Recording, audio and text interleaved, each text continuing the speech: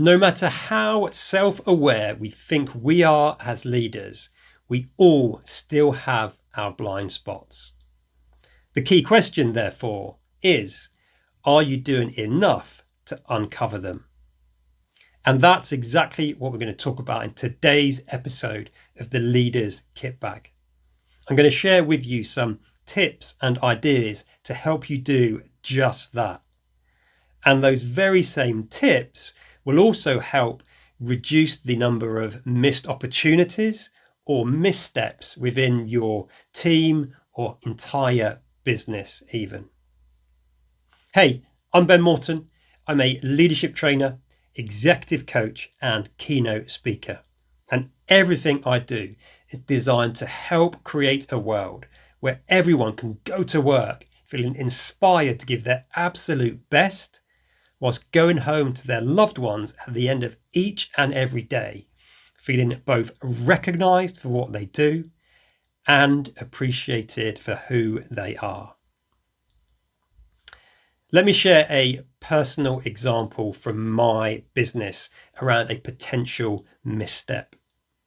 As you probably know, around 9 months ago, I launched Ben AI, my AI clone. What you may not know is the original name for Ben AI was Ben in Your Pocket. We've been running with that name for several months in the preparation, the build, and getting ready for launch, until a former client of mine who oozes self-confidence and who I know pretty well and who knows me very well, in an email exchange said, "Ben, have you market tested that name?" Which I hadn't really, or maybe to a tiny degree. And suddenly when I thought about it, the name Ben in Your Pocket, whilst it logically made sense, suddenly started to sound a little bit weird and icky, to use that phrase. And it got changed to Ben AI. I was sharing that information with my relatively new assistant, and her response was, "Oh God, I'm so glad you said that. I've been thinking it was a bit weird, but I didn't really know if I should tell you or if it was my place to tell you or what you would think if I did."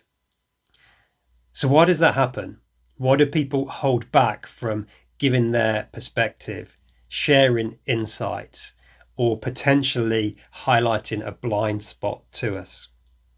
Ultimately, it comes down to psychological safety.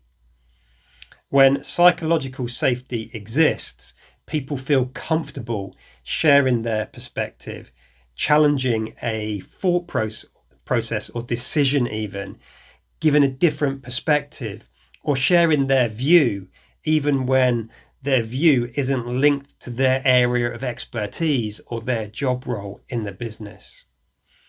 And psychological safety can normally be lacking for one of two reasons, in my view. One is it just doesn't exist within the organization. The organization doesn't have a culture of psychological safety.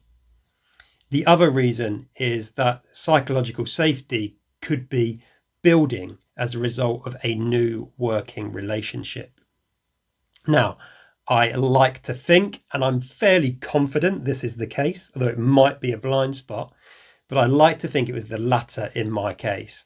The psychological safety, or the level of psychological safety, was building alongside the relationship with my new assistant. So what can we do to accelerate it? How can we accelerate it? Well, one thing we can do is set some expectations around ways of working early on. You could invite feedback, and that works to a degree.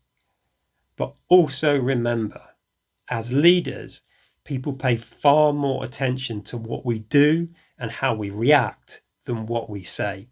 So that might not make that much difference. The alternative is to take a leaf out of the parenting handbook and really reward, appreciate, and recognize the behaviors that you want to see. So in my case, when my assistant shared that insight or perspective with me, I made a point of saying, I really, really appreciate that. Thank you for sharing it. I really wish you'd shared that sooner. And going forward, if you've got thoughts like that, please just tell me straight away. It's really valuable for me. That will make the difference. And again, when people share those insights, do the same again.